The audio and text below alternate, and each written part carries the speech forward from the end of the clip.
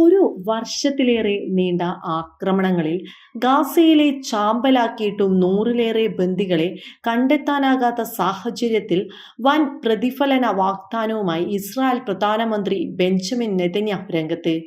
പുറത്തെത്തിക്കുന്ന ഓരോ ബന്ദിക്കും $50 ലക്ഷം നൽകുമെന്നും ഹമാസ് നിയന്ത്രണത്തിൽ നിന്ന് അവരെ മോചിപ്പിക്കാൻ സഹായിച്ചാൽ സുരക്ഷിതമായി പലസ്തീനിൽ നിന്ന് പുറത്തു കടക്കാൻ അവസരമൊരുക്കുമെന്നാണ് പലസ്തീനുകൾക്ക് മുന്നിൽ നെതന്യാഹു വച്ച പുതിയ ഓഫർ. ചൊവ്വാഴ്ച ഗാസയിൽ സന്ദർശനം നടത്തുന്നതിനിടെയായിരുന്നു നെതന്യാഹുവിന്റെ ഈ പ്രഖ്യാപനം. ഗാസയെ വടക്കും തെക്കുമായി മുറിച്ച് പുതുതായി നിർമ്മിച്ച നെറ്റ്സാറിം ഇടനാഴിയിൽ നെതന്യാഹു സന്ദർശനം നടത്തി. ഈ കുരുക്കിൽ നിന്ന് പുറത്തു കടക്കണമെന്നുള്ളവരോടായി താൻ പറയുന്നു, തങ്ങൾക്ക് ആരെങ്കിലും ഒരു ബന്ദിയെ എത്തിച്ചാൽ അയാൾക്കും കുടുംബത്തിനും സുരക്ഷിതമായി പുറത്തു കടക്കാം.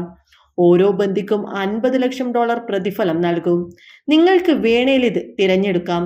എന്തായാലും ഫലം ഒന്നു തന്നെ, അവരെ തങ്ങൾ തിരികെ എത്തിക്കുമെന്നായിരുന്നു നെതന്യാഹുവിന്റെ വാക്കുകൾ.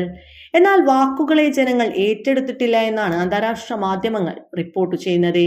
അവർ അത് തിരസ്കരിക്കുകയാണ് ചെയ്തത് എന്നും റിപ്പോർട്ടുകളുണ്ട്.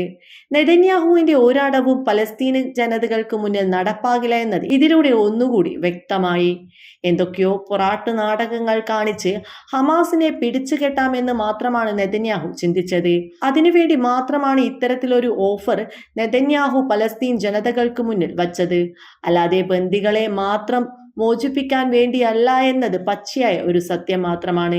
അതുമാത്രമല്ല, ഇസ്രായേൽ ഗാസയിൽ നടത്തിയ വംശഹത്യയും കണ്ണില്ലാ ക്രൂരതയും പലസ്തീൻ ജനങ്ങൾക്ക് കണ്ടില്ല എന്ന് നടിക്കാനാവില്ല.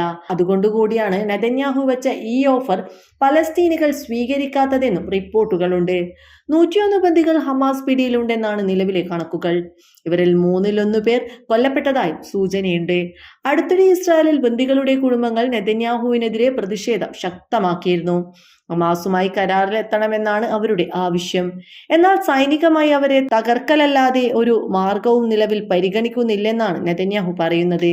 പലവട്ടം വെടിനിർത്തൽ കരാറിനേക്കെത്തിയ ചർച്ചകൾ നെതന്യാഹു ബോധപൂർവം അട്ടിമറിക്കുകയായിരുന്നുവെന്ന് ഇസ്രായേലിൽ വ്യാപക വിമർശനമുണ്ടായിരുന്നു. അധികാര നഷ്ടഭീതിയാണ് പ്രധാന പ്രശ്നം. നിലവിൽ അഴിമതി അന്വേഷണം നേരിടുന്നതും നെതന്യാഹുവിനെ വേട്ടയാടുന്നുണ്ട്. അതിനിടയിലാണ് ഇപ്പോൾ പുത്തൻ ഓഫറുമായി പലസ്തീൻ ജനതയ്ക്ക് മുന്നിലേക്ക് നെതന്യാഹു എത്തിയത്.